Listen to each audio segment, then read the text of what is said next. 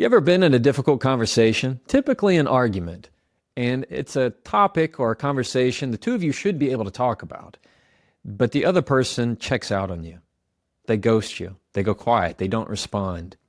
And you think, well, maybe they just need some time if 5 minutes go by. And you think, well, okay.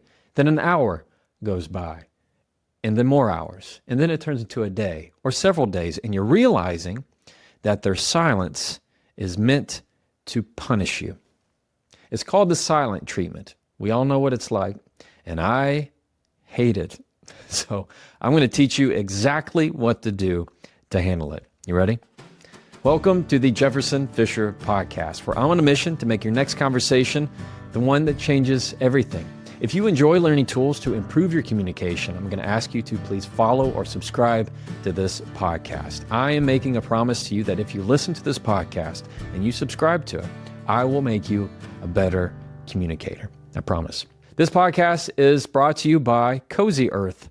I just got back from my UK tour in London, and you know what I wore on the airplane for, 10 hours? You guessed it. I wore Cozy Earth. Because it feels the best. It's as comfortable as you can be. I love their clothes, and I love their bed sheets, especially hot nights here in Texas. You can go to cozyearth.com/Jefferson and use the code Jefferson for 40% off. cozyearth.com/Jefferson and use the code Jefferson for 40% off. I love their sweaters. I love their hoodies. I love their pants. I definitely love their bed sheets. You need to give them a try. They call it the silent treatment, but it's not much of a treatment, is it? It's supposed to treat something, right? If you need a medication, it's meant to treat an illness. Something is meant to treat something. Maybe it's a paint coating. Maybe it's for your lawn. It is meant to cure a problem. The silent treatment cures nothing.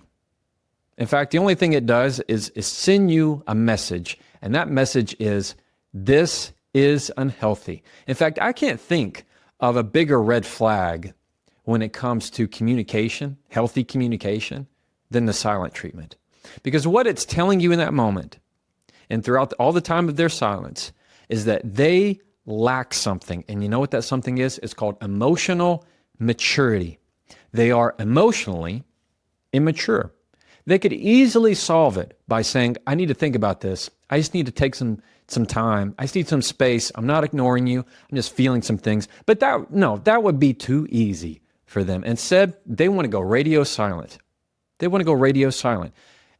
And it's just corrosive to the relationship. So let me tell you, if you are listening to me right now and you're in a relationship with somebody or a working relationship, whether it's at home, the work, wherever, and somebody is giving you the silent treatment, that is a major red flag. And if using what I'm about to teach you in this episode does not cure it, it is time for you to have a really hard look in the mirror of saying if this is worth it, because the amount of time and effort that is going to have to go into reversing this kind of behavior is going to take something from you that you cannot get back. Truly. You ready? This is how you handle somebody who's giving you the silent treatment. Number one, do not chase them. Don't chase them. Let me pull back in time of what this might feel like to them. What would be the motive of somebody giving the silent treatment? Well, it gives them a sense of control. It gives them a sense of, I have your emotions. I have your attention. Go back in time when you were on the playground at school. You played chase as a kid. What a thrill that was. Just to go back in time, I would love to go back in time. Just play chase. You just chase after somebody. I don't even think there's ever actually a beginning or an end to it. You just start chasing someone. Well, it is in that moment when they try to get you to chase them. Why are they doing it? Because they want your attention. They want your control. They want you to grovel at their feet. That is all they're asking for. In that silence, they are expecting you to say, come back. Why can't you come back? Please come back. I'm so sorry. When are you going to respond to me? They want to see all the messages that you have. And they can look at them and just feel like they have you. Don't chase them, because if you respond to them, you are rewarding the very behavior that you despise. You are teaching them, if you continue to respond, if you give in, you're teaching them that all they have to do when things get tough, when things get hard in conversation, they just have to go quiet. They just have to go silent for them to get what they want. Don't chase them. That gives them everything and more. So, and when in that moment, when that's happening, you need to realize that they are trying to get you to chase them, and you cannot do it. Acknowledge what it is. It is a lack of emotional maturity and lack of emotional intelligence to be able to express what is happening in that moment. It's an immature move.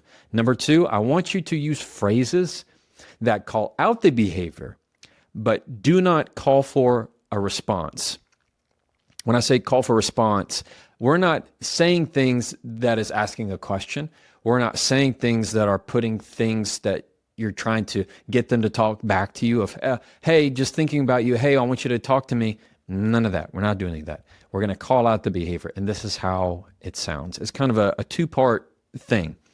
One would be labeling what's happening. Two, you're going to be describing what you are going to be doing, regardless of their behavior. We're going to be talking about what you're doing. It sounds like this. This silence feels like punishment. I'm going to step away from this conversation now. Simple as that. Did you hear that? You hear the two parts? Now you notice I didn't say you. I didn't say you being quiet is making me leave. That's giving them control. You don't need to say you. It's the quiet we're talking about. This silence feels like punishment. I'm going to step away from this conversation right now. You hear that? That's what you say. You're not trying to get them to respond. You're saying, hey, I know what's going on here. Hey, yeah, I'm noticing this. I'm not going to be any part of this. What are some others we can think of? Let's think of this. Here we go. Ignoring me feels disrespectful. Yeah? Ignoring this conversation feels like disrespect. I'm going to take some space right now. You see how you're saying what's happening. You're labeling you're ignoring me. I'm not saying ignore me. I'm saying ignoring this conversation feels disrespectful.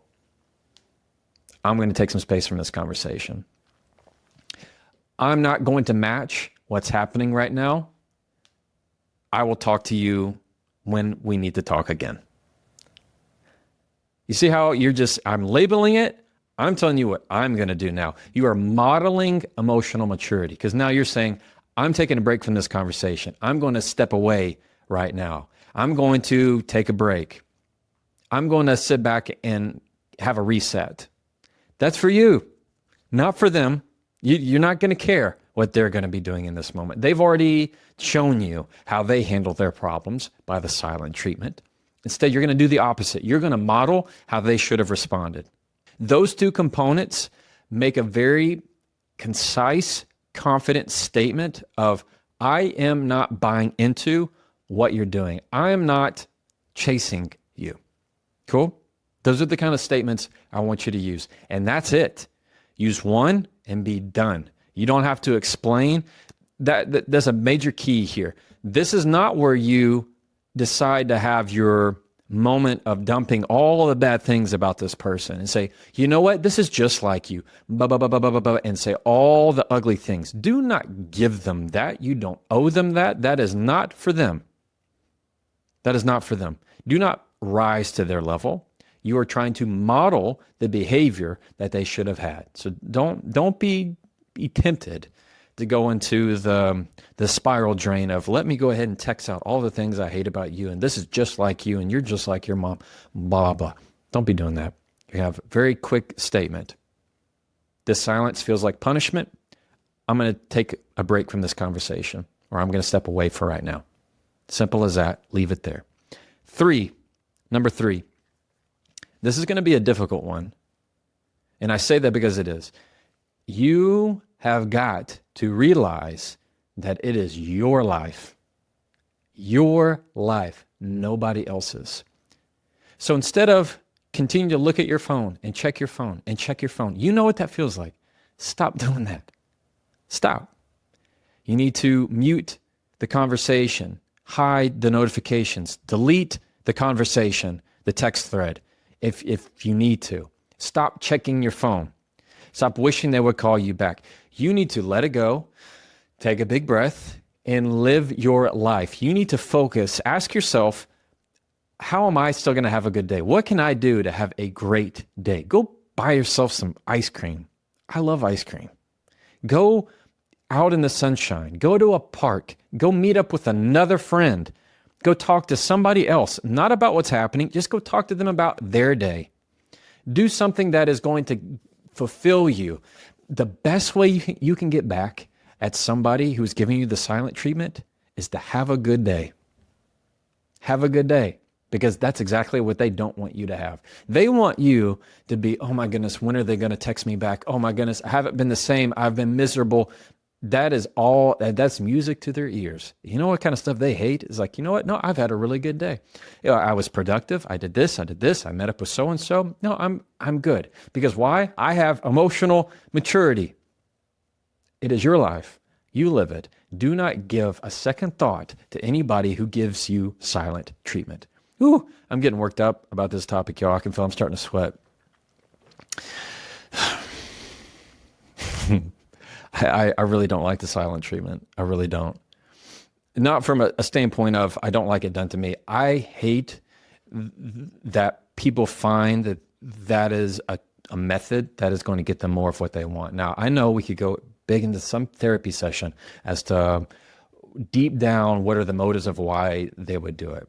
That still is not going to take away from the fact that I don't like it. If you cannot express how you're feeling and you are an adult, that is a sign of a much bigger problem. Communication is meant for expression, even if it's bad feelings, even if it's feelings the other person is not going to like, even if it's feelings the other person is going to get defensive about. They may not understand, but if you can express it, that is real communication, rather than trying to tighten it all up and say, no, you have to come to me. Forget that. All right. Number one, you're not going to chase them. Number two, you're going to use statements that call out the behavior without trying to elicit a response for them. These sound like, ignoring me feels disrespectful. I'm going to step away from this conversation right now. That kind of stuff. Leave it there. 3, focus on you. Have a good day. Have a good day. In fact, ending this podcast today, I'm going to tell you, I hope you have a very good day. If you enjoyed today's podcast, I'm going to ask you, of course, to follow and subscribe. My new book, The Next Conversation, is out. You can find copies below in the links in the show notes, as well as my School of Communication. If you're looking for a place to continue on in your learning and use the methods that I'm teaching and put them into practice, come on in the membership. The water is fine. All right, as always, you can try that and follow me.